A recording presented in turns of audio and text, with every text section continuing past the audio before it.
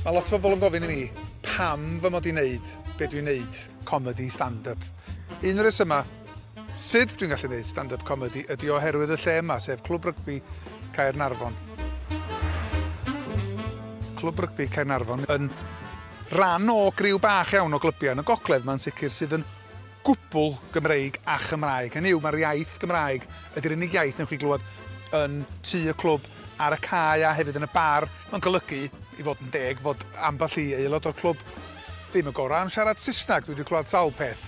Dwi'n cofio un aelod o'r clwb oedd wedi bod ar daith rygbi yn y Weriniaeth Siec a oedd o'n hoffi hedfan a nath ni ofyn sydd wedi mwynhau hun ac oedd o'n dweud, o, ni'n mynd licio hedfan, mae'n neis iawn cael bod yn ôl ar terracotta, medda fo.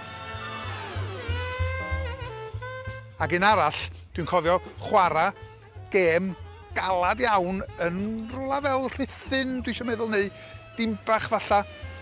A capten y clwb ar hanner amser a dweud, y rheswm da ni'n colli fan hyn wan ydy bod ni'n dangos gormod o barch a trein ac yn waeth na ni.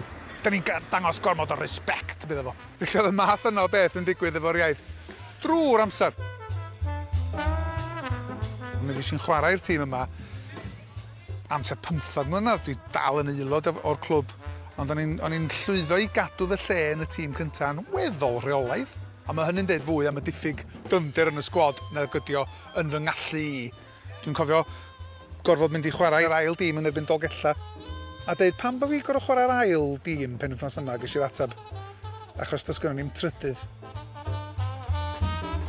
A mae hynny'n rhoi syniad i chi pam fod y lle yma wedi bod yn addysg ar gyfer wneud stand-up comedy, achos munud ydych chi'n cyrraedd i mewn i'r stafell newydd, mi oedd y tynnu coes oedd yn digwydd yn syth wrth eich ddod i fewn drwy'r drws yn ddidrig araf. A mae hwnnw, yr ysgol yna, wedi'n helpu fi efo fy stand-up comedy mwyn delio efo hecklers, achos union yn un math o beth.